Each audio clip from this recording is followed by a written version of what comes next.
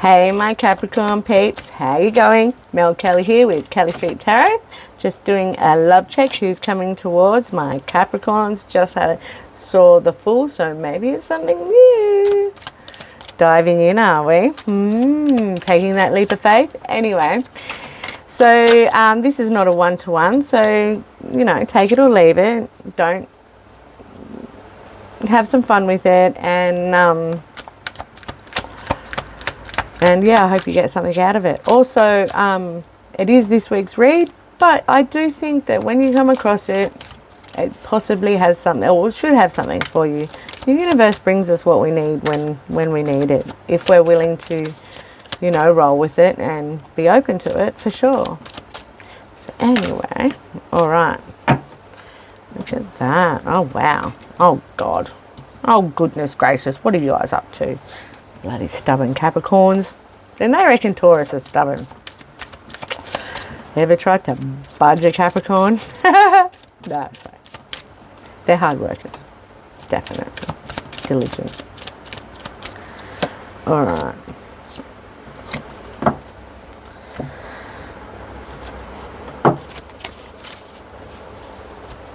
Yeah.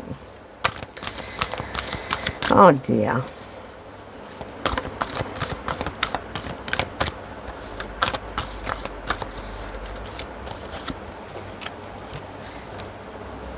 All right, so we have the Seven of Wands, the Nine of Wands, the Knight of Cups, forgiving and learning, unrequited love, and physical touch is important. All right. Mr. Romantic, so there could be a water sign in your life at the moment. It may be a younger water sign, Libra, Cancer and Pisces person. If not, it could just be someone that embodies those characteristics of the younger, youthful earth water signs. This is also Mr. Romantic. Yeah, no, I started with a good card, didn't I?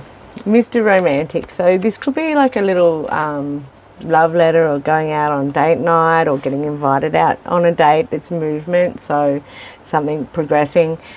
He's not the fastest knight, but that's good. Like you can see he's cautious, but he's moving slowly towards the waters of emotion. So is this person slowly falling in love with you? However, there's some defensiveness, like someone feels the need, they need to stand their ground, yeah?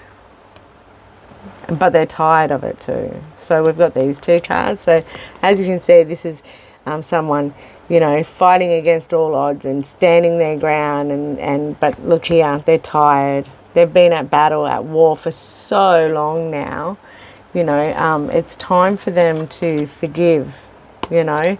Forgive themselves, forgive the other people. You know, the battle's been long, and they're tired, and maybe whoever's coming towards you has been in love with someone else for an extended period of time, and that person isn't loving them back. It's unrequited, and they've spent all this energy and emotion is invested in this, and they're tired and they're worn out, and they're like, oh, but I've got this cup of love, who am I going to give it to? Could be my Capricorn peeps, you never know.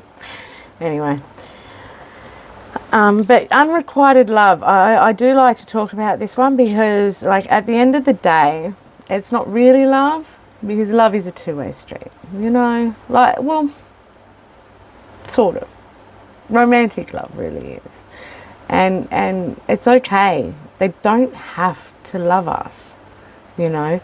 Not everyone's going to, and that just tells you that that's really not your person, because your person knows. They know that they're your person and that you're their person, and that they're in love with you. So if it's not a two-way street, it's not a street. Well, it's a one-way street, and it leads to a dead end. You know, and you can keep circling like the cul-de-sac, going, but I love you, but I love you, but I love you. It's kind of masochistic. You know, you're only self-harming yourself emotionally over and over and over again.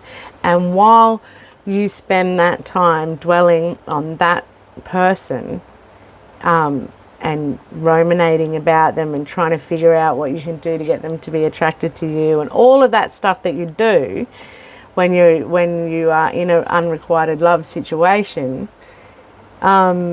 is shut the door to something that would work, something that is for you. And wouldn't we rather be cuddled up in bed with a person that loves us than laying in bed on our own wishing that somebody loved us or that person loved us? Yeah. So while you are so obsessing and obsessive about somebody else, you're missing out on opportunities for what is for you, and you've got the door shut, and it sucks. So anyway, but this could be the other person. You know, maybe that's what's going on for you guys at the moment in love, is you're like, oh, I'm really just not that into you. Yeah, we can be friends, but I'm getting tired, dude. I'm sorry. Yes, I know, and thank you for the lovely, sweet words. But I'm just not in love with you. And then it's going to take some healing, isn't it? Some forgiveness and healing. Like, they're going to have to forgive you for not loving them back, and you've got to forgive them for being such a pain in the ass, you know.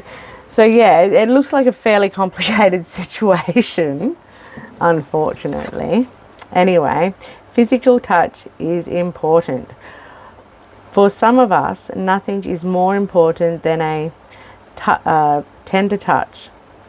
This might include a pat on the back or giving a hug to someone who needs it.